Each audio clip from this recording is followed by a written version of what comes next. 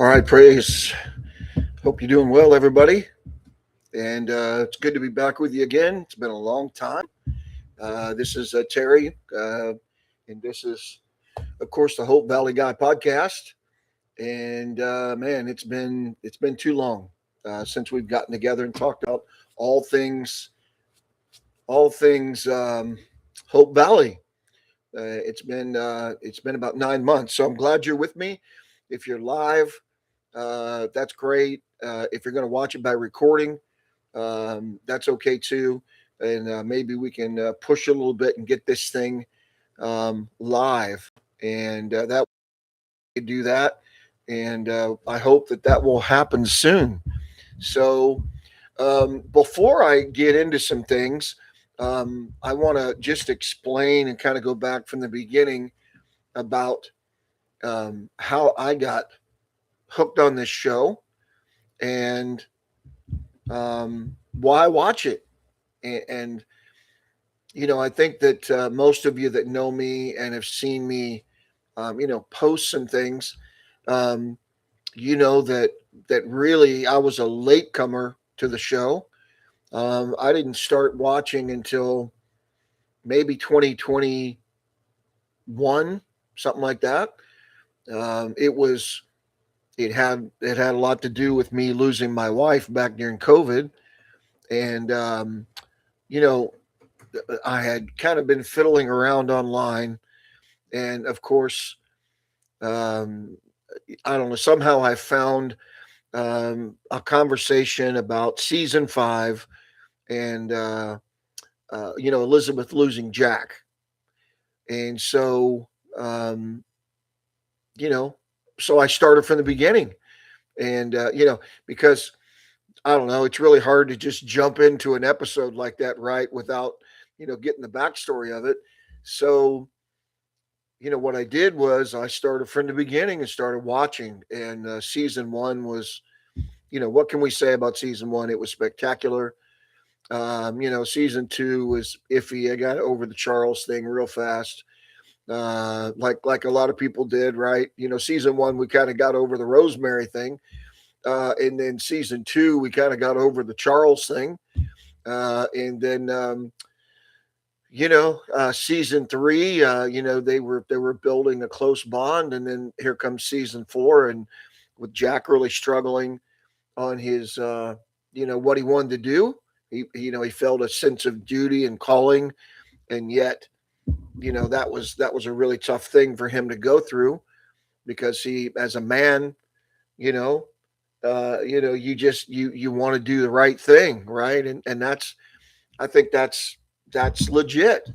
But he was in love with his girl. They weren't engaged yet, and in fact they didn't get engaged until he went to the Northern Territories, and then halfway through season four, and then he comes back in middle of season five, and they get married, which was a big thing for Win Calls, and then Daniel gets killed. So um, yeah, I think that season one was probably the best written. But here we are, after all these years. A lot of people maybe didn't think that the show would survive without Daniel and without Jack Thornton, and it has.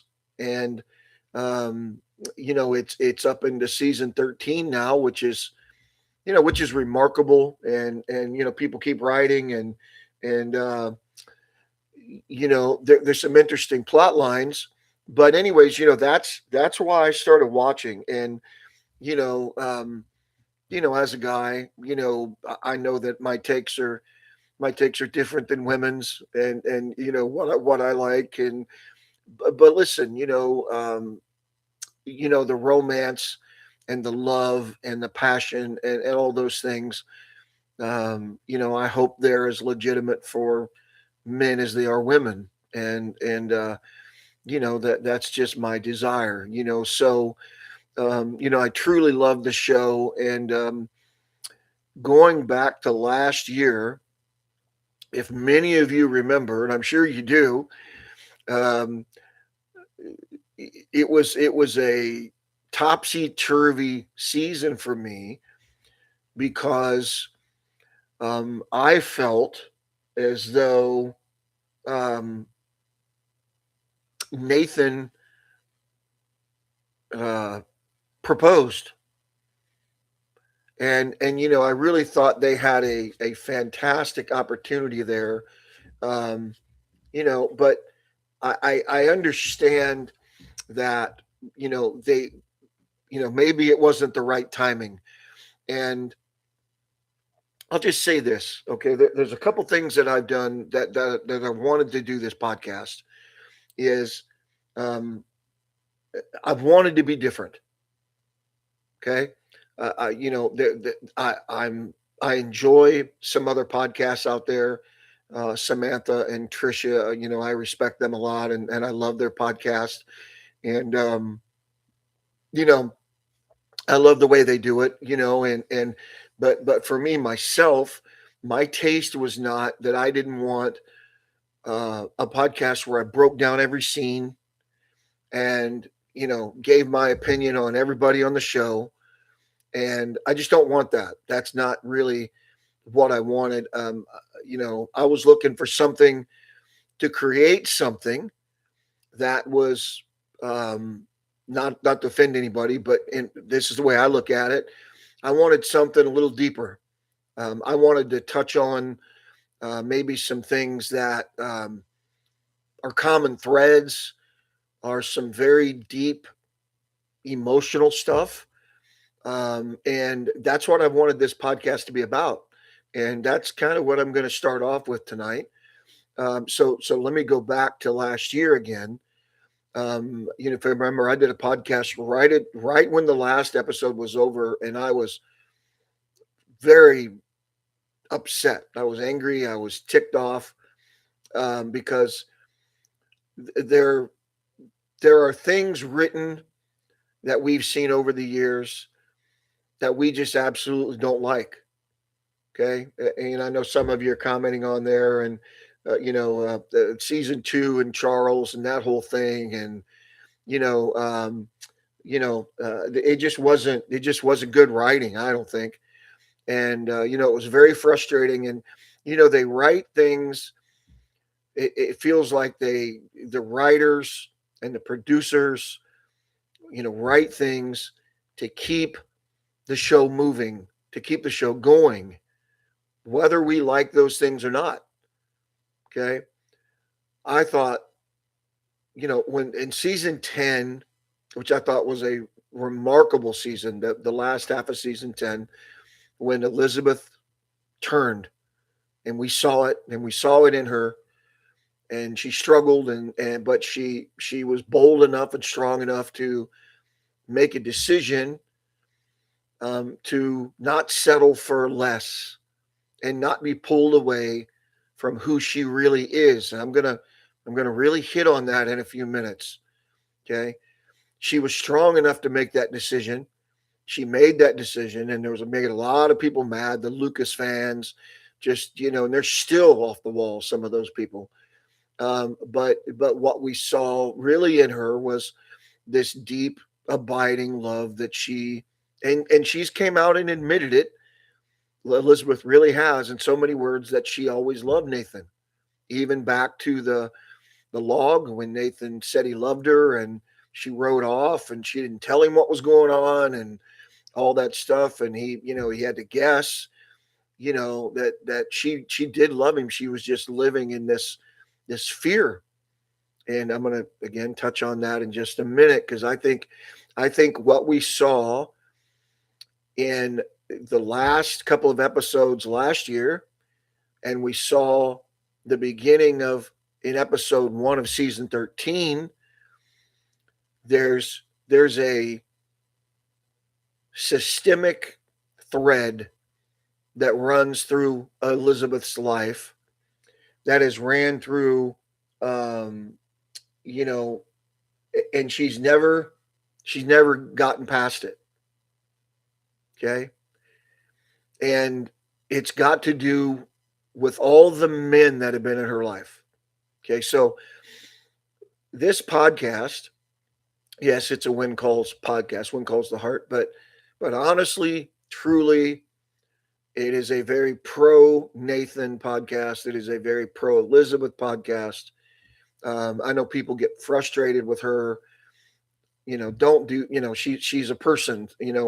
She's a fictitious person, but I mean, yeah, she's made some poor choices, like all humans do, and she's had to live with those choices, and she's had to, she's hurt people in the process, and she's had to uh, go back and make it right, and thank God for people that forgive her, like Nathan, who's steadfast and faithful and loyal and forgiving, and we've never had those conversations, right? Really, you know, her big Elizabeth's big monologue was really the only conversation we really had about their past, which I thought again was the monologue was beautiful, but I thought a lot of that was poor writing. They should have delved in. They were sitting on gold, and they decided not to do it, and I don't really understand it. So you know um, what I want to do is, again, I want to thank so many of you that have spoken to me and asked me and said, okay, when are you going to do this podcast? You did it last year. Are you going to do a podcast? And I've came out and said to people, I don't know. I was on the rope. I was on the fence. I was on the rope. I didn't know. Um, and I've decided that a number of you that I talked to, you said we want you to do it. We love, you're not afraid to speak the truth, and you're not afraid to say what's on your mind. Will you, we hope you do it. So I'm going to do it. And listen, I'm not afraid. I'm not. You can take this however you want. I haven't sold my soul to Hallmark. I'm sorry if this gets out. There are podcasts out there and podcasters I respect, and I think they've sold themselves out to Hallmark for a dime. Maybe they're getting paid money. I saw some of it. I don't know. There's a lot I want to say. And they've just sold out, and they can't give an honest opinion anymore. They get mad when people give an honest opinion. I made when the season 13 poster came out, I didn't like it, and I said I didn't like it. And someone, if I mentioned her name, you guys all know her, and she's got a big podcast. I think she's a sweet lady, but she basically came out and just was really rude to me and said, "Stop watching." I don't think that's professional. I don't think that's right, because I have a difference of opinion, and I have had, and many listen because I have a difference of opinion. I'm not gonna submit. Hallmark's not paying me anything to do this podcast, and I'm not gonna surrender to them, and I'm not gonna say, well, now you're sold out to them. You can only say certain things. No, okay. If there's something I don't like, listen. I think there's a difference between being critical all the time and nasty, and there's some people that are just never happy. It doesn't matter. Honestly, it doesn't matter when Nathan and Elizabeth get engaged, they get married, if they have 15 children, if they name Hope Valley after them. There's just people that'll never be happy. And listen, the struggles are real with this show. For all of us, they're real. Okay. For the delay in Nathan and Elizabeth's relationship, I'm sitting here trying to do this and read your statements, and I'm glad all of you are here. I really am. Um, the, you know, but to come out and say something and just say, and I wasn't nasty about saying I don't like it, and all of a sudden be told, well, you can just stop watching. I don't go for that. I'm not a homer. I'm not sold out to Hallmark. Okay, I don't work for them. Hallmark's doing stuff right now. I'm a man of faith. Hallmark's doing stuff right now I don't approve of. They're making movies I don't approve of. Okay.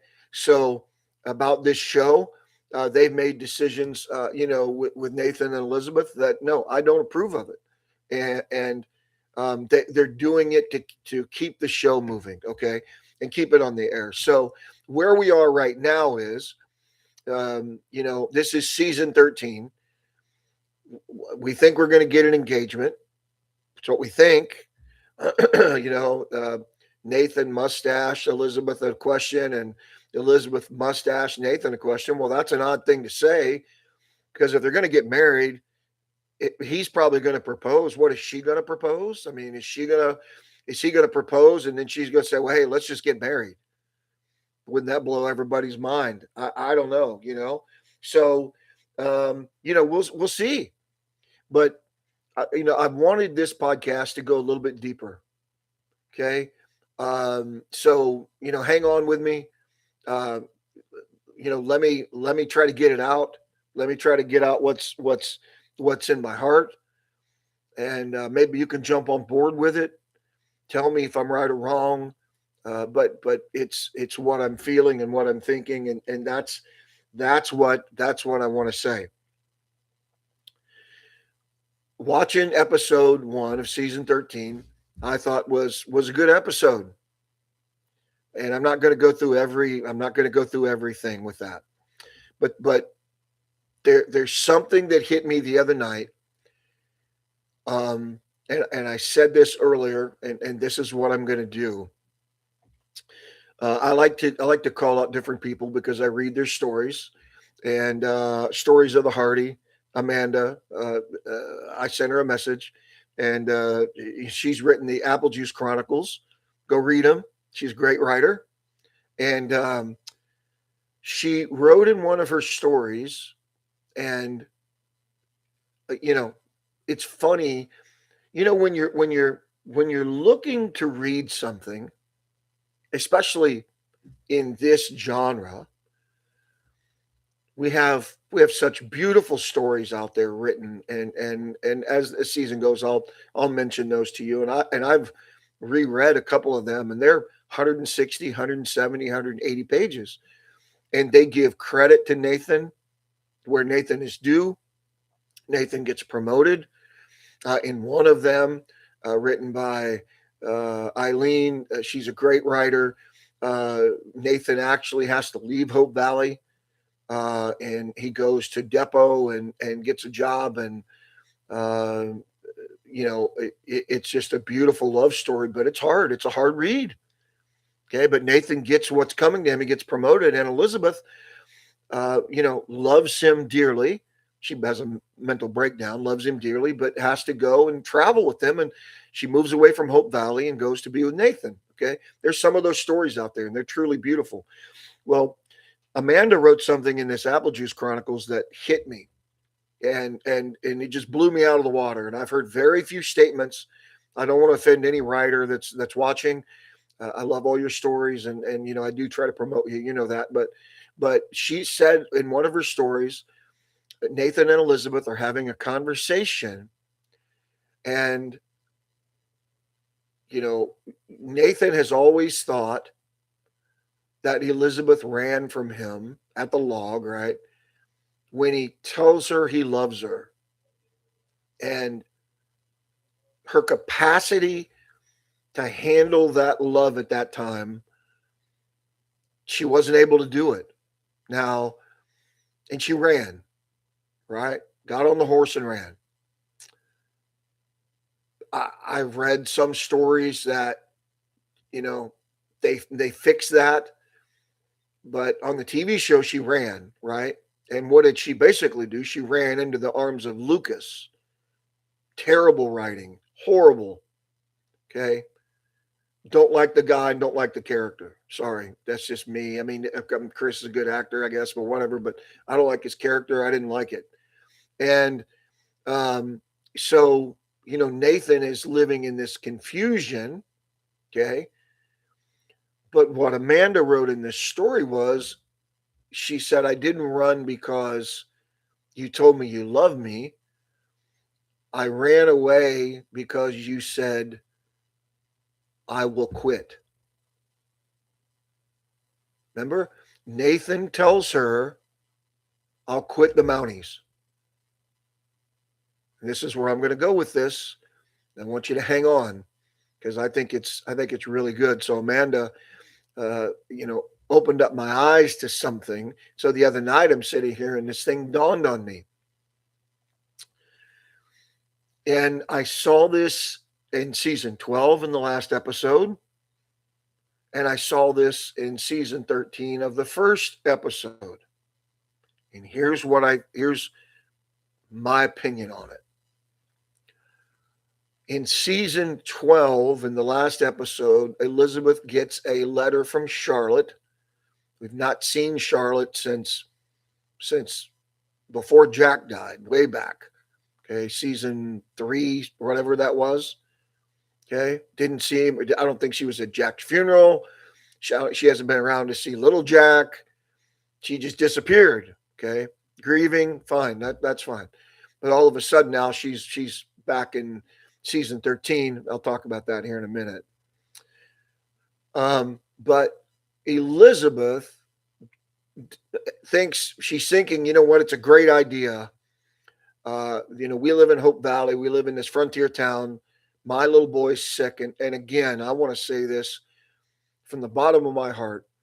That was one of the worst pieces of writing you could ever write. Little Jack getting diabetes.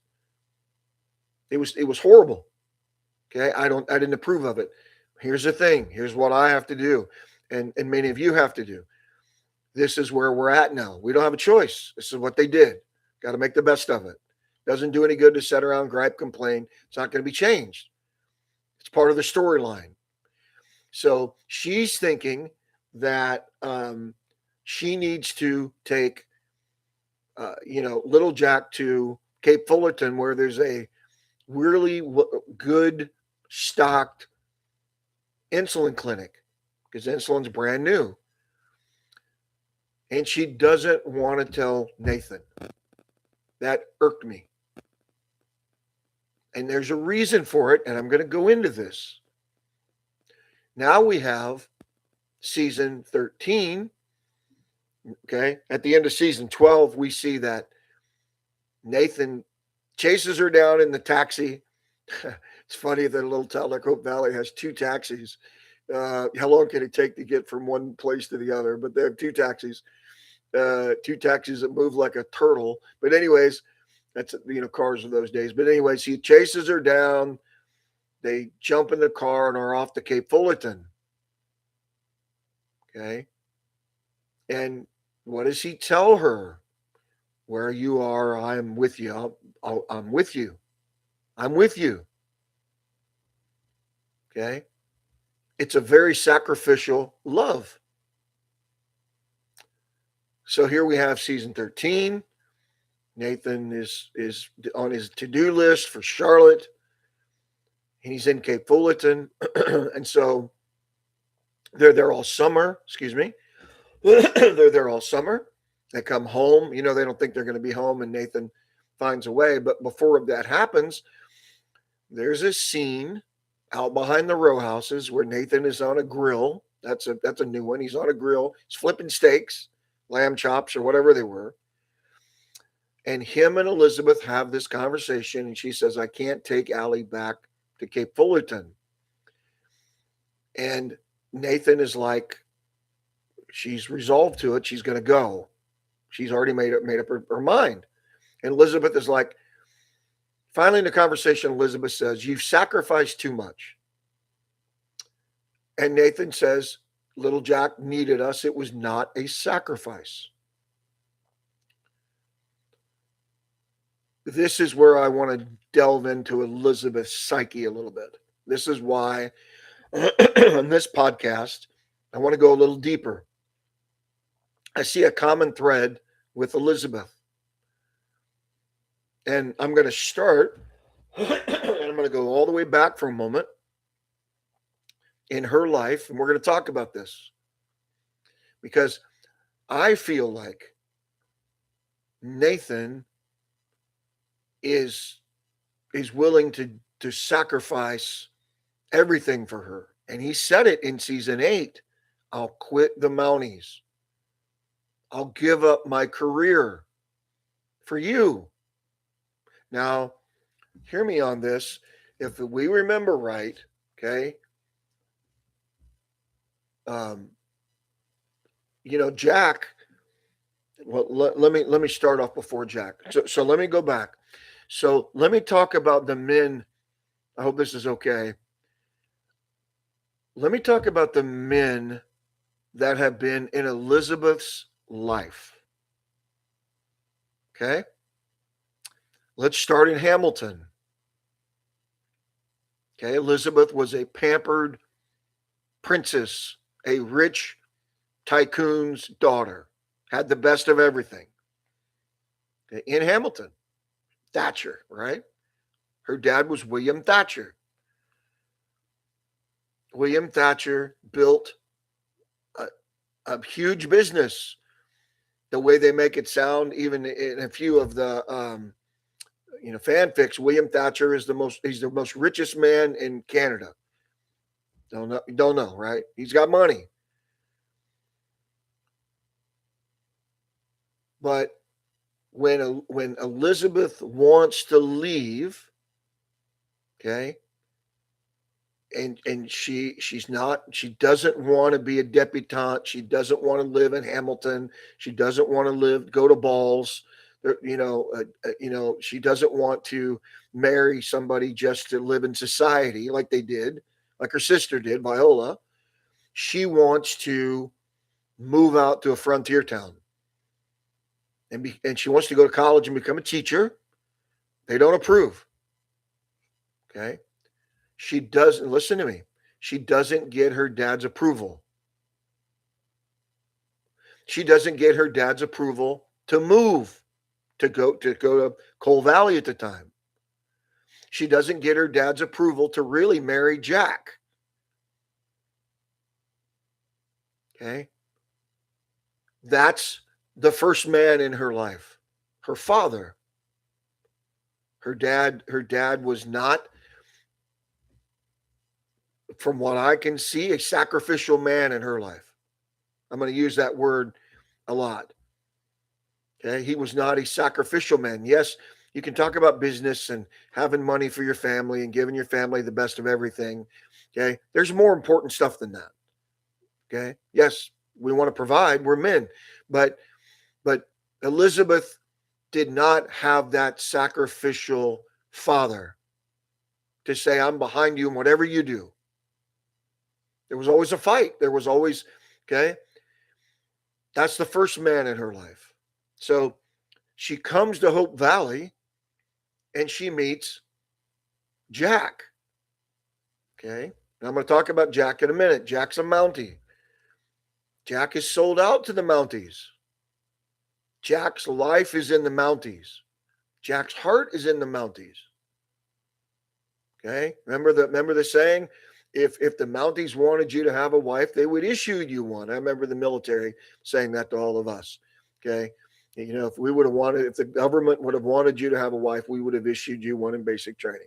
Fine. The one you issued me is probably not the one I would have wanted. Anyways, because the government was giving it to us, the military. Jack Thornton.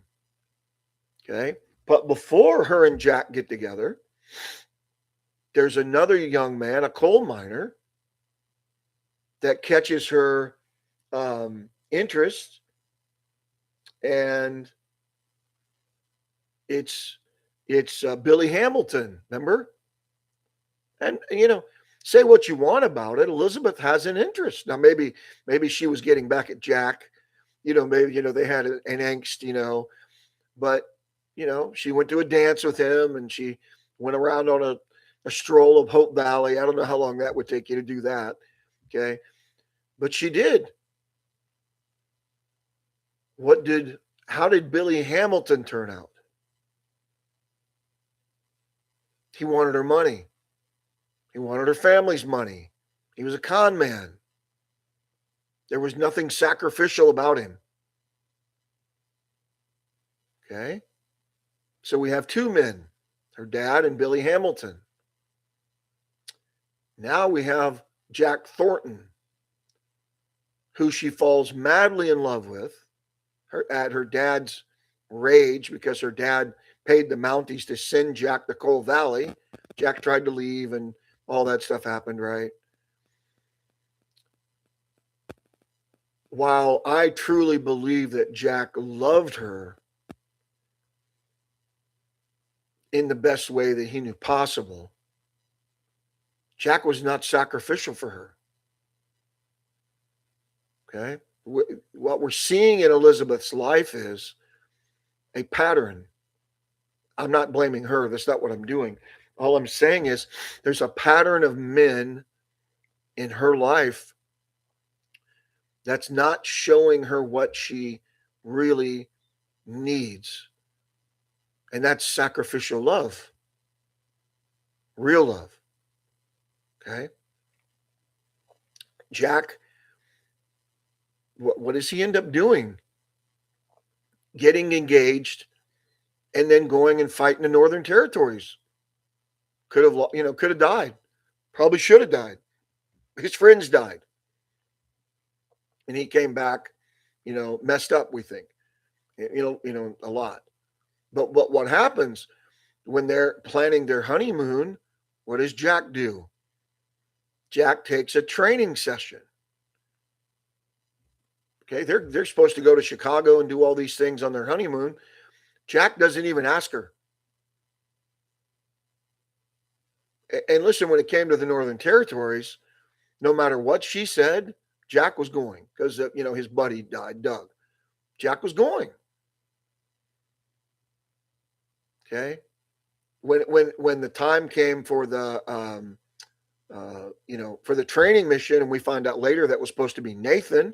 Nathan couldn't go because his sister died, and he had to take care of Allie.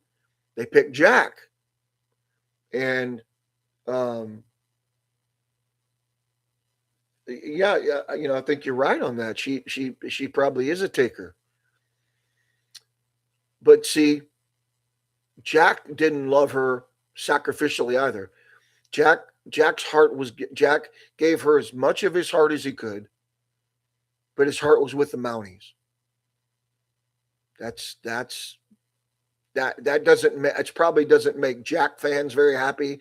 There's a lot of people that follow this show that want Jack Thornton back and think he's going to raise from the dead. And listen, that ain't happening. Okay, but Jack's a beloved figure. I understand that, but he's a man who did not give Elizabeth sacrificial love. Okay, that's 3 men right there. Okay, let's talk about another one. Sir Charles Kensington, upper crust, Hamilton. Loved Elizabeth probably since they were kids. Didn't approve of Elizabeth being out in the prairie. Wanted to, in fact, came there, right? Was doing business with Lee Coulter and the lumber. Came there at the end of season 2, and Jack's going to go propose, and Charles is there on bended knee. What did Charles really want from her? See, I hope you're listening to me. I think this is a key to what's happening in Elizabeth's life. I hope they deal with this. Charles would have wanted Elizabeth to go back to Hamilton. Okay. He wouldn't have loved her sacrificially. What does sacrificially mean? Talk about that here in just a second. Charles was sent in by her parents and her sister. See, they all wanted to change her. They all wanted her to be something. They wanted to drag her back to Hamilton when she had made up her mind that she was going to stay in Hope Valley, Coal Valley, and then Hope Valley. Okay. Let's go to the next man. Lucas. What more can I say? Lucas was interested in having her on his arm. Lucas was a man in his own mind thinking he was upper crust, like all the other Hamilton men. He was not sacrificial to her. He didn't talk about Jack. He wasn't really all that interested in little Jack. You could see what he wanted. He wanted her, and what I got irate about was when, the whole thing of governor came along, and he thinks that Elizabeth and Jack is going to follow him to Capital City. And who has to step in and bring some clarity to that whole situation? Nathan. You are a friend, okay, who's been rejected twice, once at the log and once in your office. You've been stuck in the heart with a dagger. She's twisted the dagger right in front of you, ripped your manhood right out of you, okay, and walked out right into Lucas's arms, and then spent the next season, the show, smooching with Lucas all over town, right? But the ill intentions of Lucas was, as soon as he wins the governorship, oh, you're going to Capital City. And if he goes to Capital City with her, if she goes with him, she may end up dead. She got shot by his ex-fiance or whatever she is, Jeanette. Unsacrificial. All these men for her. Okay? This is the way I want my podcast to go. There's a thread here in her life. But in the mix of all this stuff, we have Nathan. Okay? This is why me and many others love Nathan. Because I want to switch from Elizabeth right now, and I want to go to Nathan. Okay? Nathan is a young man who's on a farm with his parents. He's got a sister. Some say a twin sister. We don't know. A sister. At a very young age, his dad goes to prison for gambling.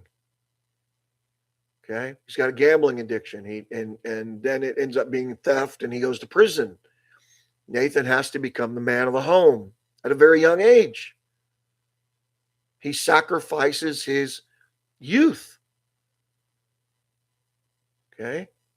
And then his sister marries Dylan Parks, who's a scumbag. They have Allie. That's the good thing out of that relationship, but she dies.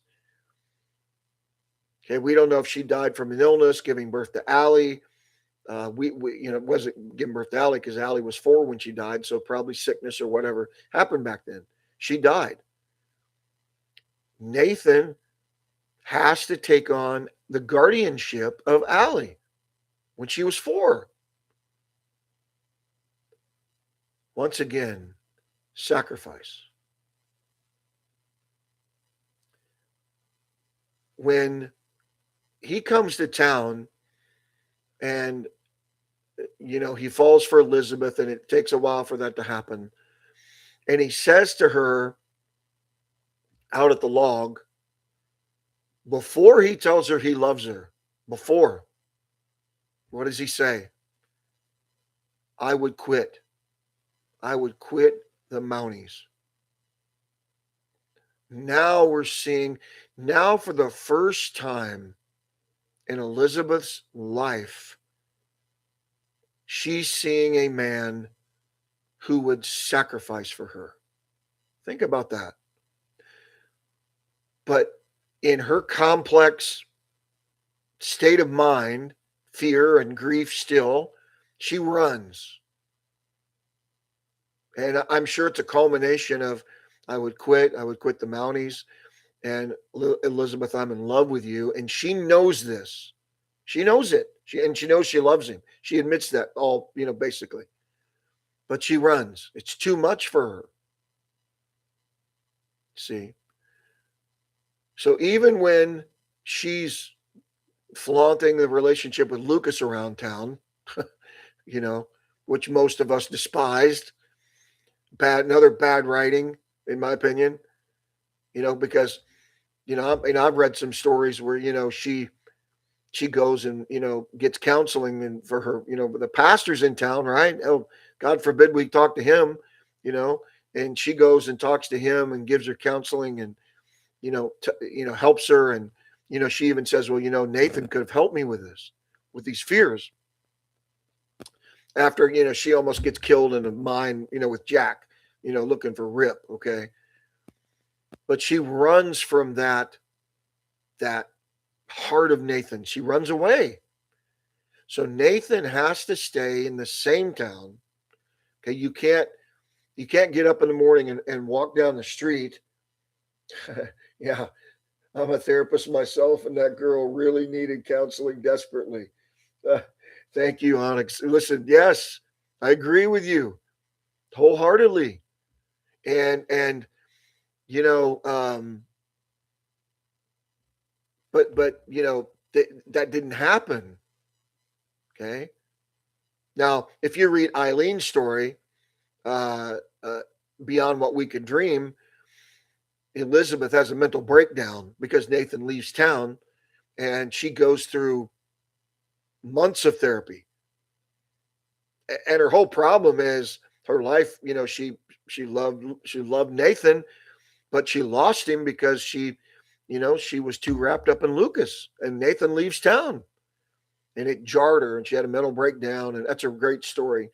Go on fanfics and read it. It's Eileen's a great writer. It's a beautiful story, and it's hard. It's a hard read, but it's really good. So what I wanted to deal with tonight is we have this in season 13. We have this thread, and it's still there because Nathan tells her, listen, where you are, I am. If you go to Cape Fullerton, I'm going with you. She doesn't know what to do with that. And what I would like to see is maybe with this season, I would like to see that addressed in her. See, I would like for her to finally be able to open up, okay, and realize that she's living with she's got a real man, and she's got a man who's willing to sacrifice. He showed it over and over and over again. In fact, I'll go into even a little deeper. When she's running around town with Lucas, Nathan's love is so deep for her, okay, that he stays in town. I think, because he remember he had the job, the inspector job, and he could have left. And we find out later on it was because of her. He wanted to leave, but he was torn. But he didn't want to leave because of her. It's complicated. Listen, this is why I talk about their relationship versus other people's. I know they're the main stories in the show, but their relationship is deep. It's beautiful. It's painful. It's what can I say about it?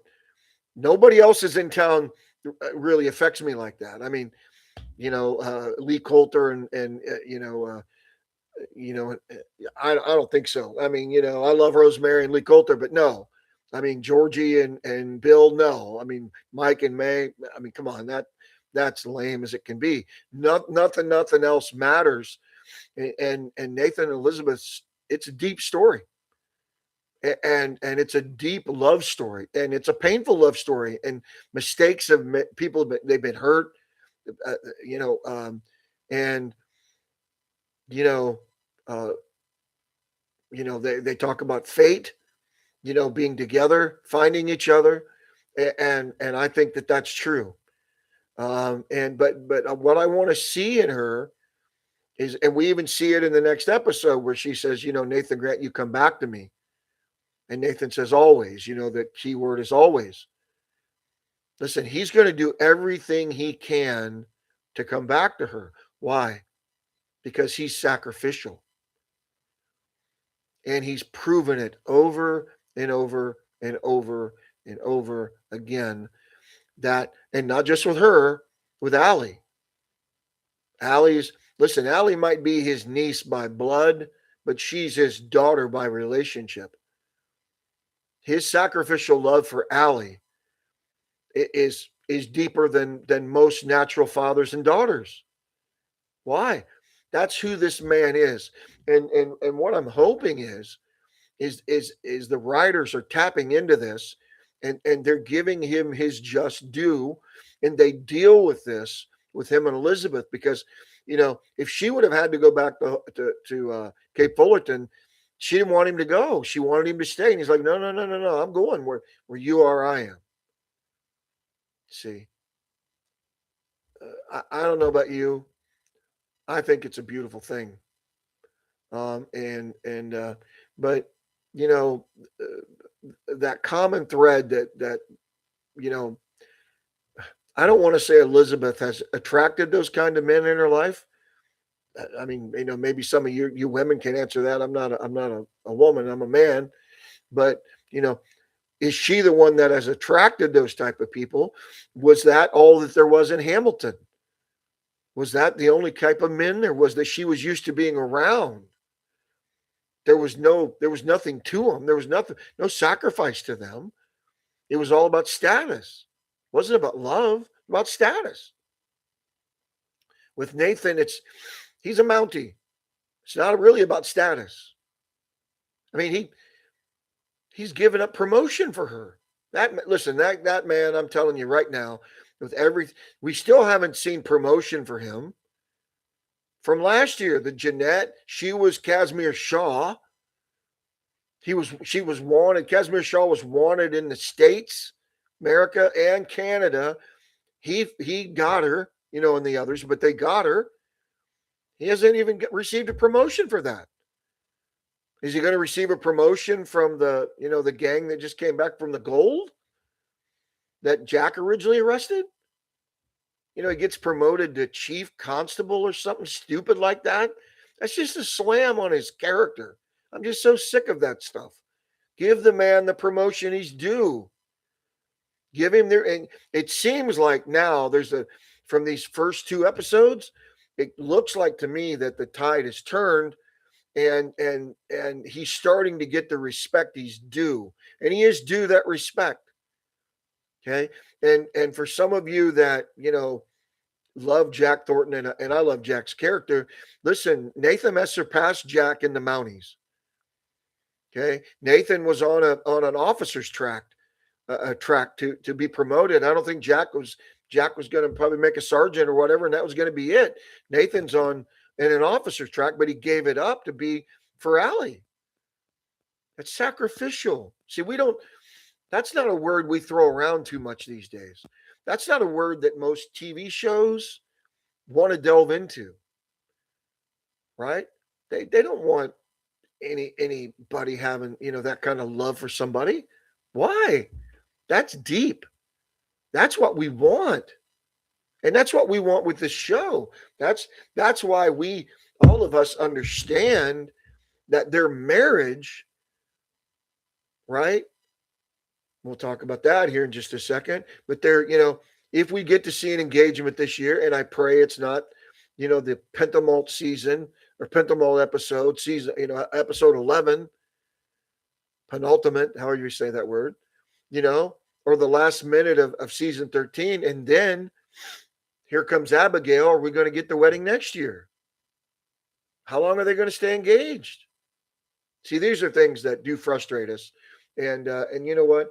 It's I think that it's okay that that we are. I'm just so glad some of you here. Loving Classics is here. Bob and Beth 9. It's really awesome.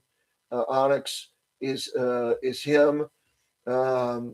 Listen, just thank you guys. I know it was late for me getting on here, and I really just appreciate you jumping in. And Instagram kind of shafted me because I don't have 1,000 followers.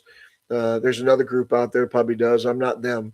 But anyways, we'll do them from YouTube, and that's okay because I like YouTube. But Elizabeth has had this thread in her life, and Nathan is Mike and Mayor joke. I agree. I mean, but what can I say? It's Aaron's husband now, so whatever. She's a producer. There's just some things I don't like, and but with all the other stuff that goes on, what we do have is honestly, we do have enough meat on the bone for Elizabeth and Nathan. That relationship is deep, um, and I think that it's worth telling, and it's beautiful, and it's as Nathan told her in his office, love is always worth fighting for. Well, he's had to fight tooth and nail for her love. I want to see it reciprocated. I want to see her fight tooth and nail for him. I want to see that reciprocated, and I think that's something that she should definitely do. Um, I want to say something about this, and um, I think a lot of you will probably agree with me. Uh, while I understand, and we saw it last year in season 12 with the legacy of Jack Sr., and the medal that they found, the commissioner's medal and all that. Um, why can't why can't Elizabeth and Nathan move on without him? Why? Why does he have such a why does his legacy have such a hold on this show? Somebody said to me earlier, journaling Hardy, she's another one. Jump on her fans, get on her page. Journaling Hardy, she's another wonderful writer, and we were talking a little bit earlier, and she said, it's almost like a love triangle again. Only Jack Senior's around. Okay, so it's obvious that Nathan, um, yeah, it's probably B and B. Brian Bird probably can't let Jack go. I wish Brian Bird just step aside. By the way, for anybody that's hoping for any type of romantic interest in the new Hope Valley 1874, not Coal Valley, but Hope Valley 1874. Um, if it's a Brian Bird and Michael Landon Jr. thing, they're not going to let anybody get married. They don't believe in it. So I don't care for either one of them, because I don't think that's the way things are done. And Michael knows better because his dad was on, a Little House, and that was about a married family, for a long time. Great show, right? So, anyways, I think that the Jack legacy is something that's, while it's understood that it's important, okay, there seems to be a hold on Nathan and Elizabeth over it. Now, I'm guessing that um, it's going to be Charlotte who maybe puts an end to all this, and I think Charlotte's return, and one of the parts that I wanted to talk about in here is the hard questions. Charlotte's return. Why now? After all these years. Okay, now I know we have to get into the actors, and somebody had said that Brooke kind of ticked some people off in Canada, and I don't know, whatever. That's none of my business. But here she's back, and could from what we saw in episode 1, Charlotte is probably going to be the one to push Nathan and Elizabeth forward, and I'm glad for that, because when I first heard of her coming on, I thought it was going to be the opposite. I thought she was going to be the one that put the guilt trip on Nathan over her son, but already she's said a lot of good things, and she's getting ready to come to Hope Valley and help Elizabeth with Little Jack, and I have a feeling that she's going to help propel them forward, and maybe she's going to also help finally Nathan move on of this survivor's guilt. Okay, and maybe this is the last hurdle that's still, and I don't believe it's a hurdle that for them, I think it's maybe a hurdle for him personally, but I don't think it's a hurdle for their marriage, engagement or marriage. But maybe she's going to be one that helps him get, because Supposedly, we're going to see a graveside scene with Nathan. I mean, listen, I respect people that have lost and grieving. And, you know, if you've lost a spouse, you know what I'm talking about. Um, but, you if you get remarried, your spouse isn't going to be standing up there with you giving your vows. Okay, you got to hope that um, I'm not for sure. I'm not for sure if Nathan has told Charlotte. We don't have enough show yet to know if Nathan's told her. So they skipped the whole summer in Cape Fullerton. We just get a glimpse. Oh yeah, Nathan grows a mustache. That means they've been in Cape Fullerton 3 months. Okay, good grief. Okay, so you know we don't know if he's told her. I would assume, but that's going to come up, right? So those are just some things I have that are kind of um, on my heart. Um, Abigail's return for next year. What's that all about? After all these years, Henry Gowan? Don't know. Is Abigail going to be the one that has to be there for, Nathan and Elizabeth's wedding? You know, just an interesting question. I don't know. I just thought it was odd, but glad for Lori coming back. She's been through a lot in her life, so and I respect her as a person. So I'm glad. Listen, I just gonna say this right now. I follow the show, but I don't let any of those actors' lives. I don't live my life like they do. Sorry. I could really say some things, even about the actors on this show. Okay. I love their people on the show and who they are, but their personal lives, no. Sorry. I don't I'm not living my life like they live their personal life. Okay. And I'll just say this. Don't complain about your personal life being public if you're an actor. Okay. Don't complain about it. Well, we want to keep everything private. Well, people follow you to the bathroom. Okay. Like they do Kevin. Okay. I'm not convinced Kevin can even go pee without somebody following him to the bathroom.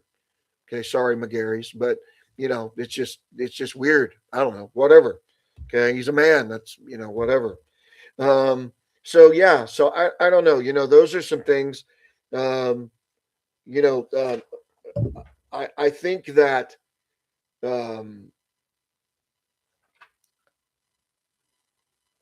I want to see some of that tackled with Elizabeth, and I want to see we know the verse, perfect love casts out fear. I want to see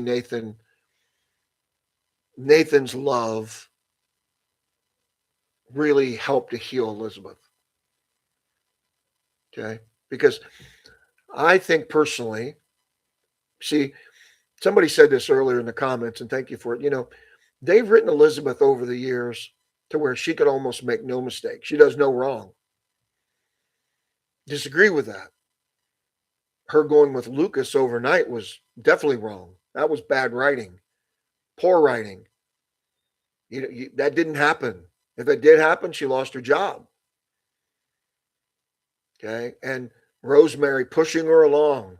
That just irked the living crap out of me. Okay, and then now they want to make Rosemary and Nathan just good buddies. Well, if I were Nathan, I would have cornered her a long time ago and said, "Listen, from what I understand, you were trying to push Elizabeth and Lucas together. Thanks a lot. I appreciate that. Let's be real." Okay, so you know, let's see Nathan promoted. If it's an inspector, I don't want him to move. He can do it right there. Let's see a final.